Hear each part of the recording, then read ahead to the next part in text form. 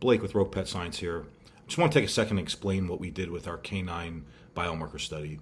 When we developed a product, it was based on Nate's experience and ability to evaluate data and research and look at what is being done in these different areas for gut health. And being an expert, he's in a position to evaluate different studies and look at what the possibilities are and understand then what it would take to actually create a product to try to achieve those for a dog. So, in a study, they might be doing it in mice, they might be doing it in chickens, they might be doing it in goats, they might be doing it in cows, they might be doing it in humans. That doesn't mean that it's going to directly cross over to a dog or cat. And so his unique position and experience allows him to, do a really good job of evaluating that and understanding if there's any format changes or any altercations that need to be made to the delivery, or if it just probably won't work, right out of the gate. Like, is it just a no-go right out of the gate? And as we're trying to prove that our product is having the impacts that you would see in a study. So this study may have looked at different biomarkers attached to metabolism and the use of probiotics. And, it might be like there's a lot of different studies coming in that are showing that probiotics could help with these health improvements. The leap that most companies make then is to say that, look at these studies on probiotics. We have a probiotic, so it's going to do that for your dog. And that's a leap that is dangerous to make because we don't know about their sourcing, we don't know about the quality, we don't know about reanimation. There's far too many factors at play for a consumer to know whether or not they should trust that these studies are then going to cross over into this product that had nothing to do with the study. And that's where most supplements live. They just live riding their claims on studies, and they do nothing to prove their product is actually having those impacts. So the goal of anything that we do is to prove our product. We're not trying to do studies on probiotics. We're not trying to validate these things, what we're doing is more along the lines of what you're seeing in personalized healthcare now, which is we're saying, what are the impacts our product's going to have for your dog? And so when we did our study, we did it in real dogs.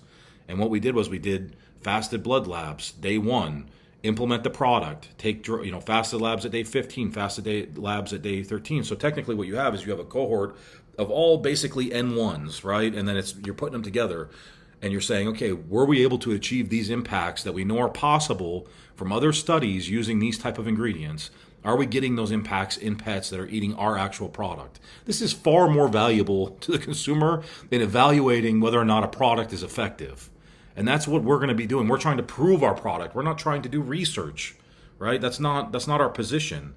And if we think that innovative products are going to come from research labs, that's also not the case. And because you see products out there that use research as a way to kind of promote their product, typically what you want to look at is why are they doing that? Our stuff is all, for the most part, nutrition based. Probiotics, prebiotics, digestive enzymes, these are things that are pretty well established at this point. We're not isolating some single peptide out of an egg and then trying to make a claim that this is the best way to achieve muscle retention in geriatric dogs that have had injuries. That's a wild claim to make, and you should have to substantiate that with a lot more research. And you should probably have a lot of people validate it.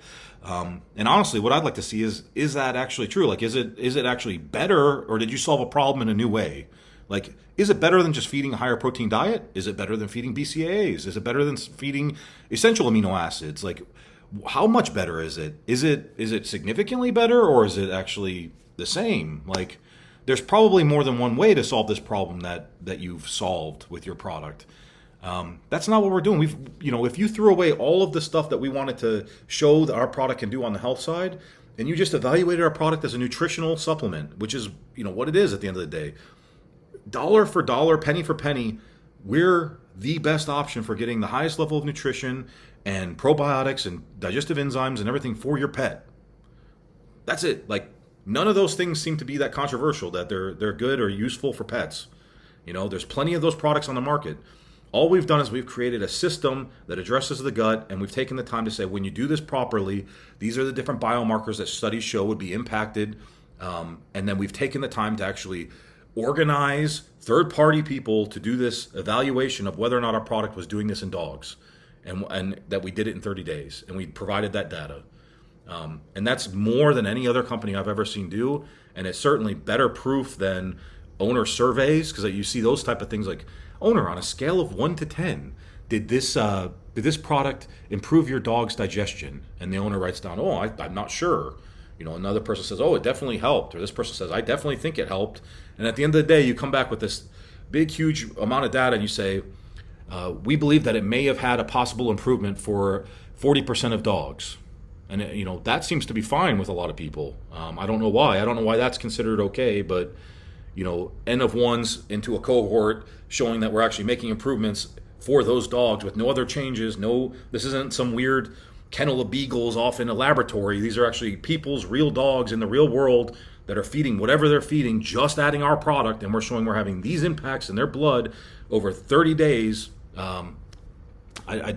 I really don't know why that wouldn't be the gold standard, what we're doing. But apparently to some people, if it's not a double-blinded placebo study that was done and there's not like third-party validation and it hasn't been peer-reviewed and this and that, it's like, well, that's not, you're not being honest about what we did. And we've never been dishonest about what we did. I really think the argument that's being made that you need those things is also an argument against individualized healthcare, and that's where everything's headed. So we're going to have a lot of people, a lot of doctors that you're basically saying are just lying to their patients, providing personalized healthcare at this point. So I'm getting blood work from me. They're looking at my information. They're making recommendations based on this. I take it. It seems to be their improvements. We can just say, well, that you can't prove it.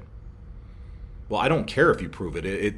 My blood markers are better. So as the person using the products, as the person receiving the care, I'm happy and I feel like I'm doing better and I feel healthier. Then I don't care if you say it's not peer reviewed or whatever. It's like, well, if my doctor then does 500 patients and is able to make improvements, and then from that data you could collect a whole cohort, you're going to say that's not useful information? That's not valid scientific information that should be looked at or used to decide that maybe this is a good intervention? I mean, that's absurd.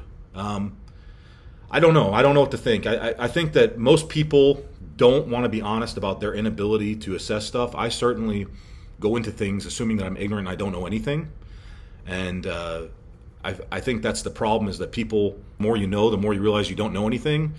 And then there's a lot of people out there that just walk around barely knowing anything and think they know everything. So unfortunately, I think that's what we experience, is we get a lot of people that they achieve something that puts them in some sort of position of authority, and then they think that they can just wield that authority as a way to just dismiss everything. And you're not doing anyone any favors. And if you see a problem and all you do is call out problems and criticize, but you don't have any solutions, what good are you? So that's kind of where we're at. We saw that there's a problem. We had lots of criticisms about what's going on. We don't like what supplements are doing. We don't like the claims being made. And we created a company and product, and we took the time to actually prove it's doing what we say it does for pets. And you know what? If you take that along with all of the reviews, all the positive reviews, all of the before and afters we have of dogs that we've helped, I don't ask you to take one of those things and just assume it's true, but take it cumulatively. Look at it as a whole picture and then make a decision. And if you don't like any of that, throw it out and just evaluate it on a nutritional cost basis. Compare us to the nutritional value of goat milk per gram of protein, what it's costing you to get protein for your dog from goat milk. Compare that to Origins. See how far ahead we are. Anyway, sorry to be so fired up, but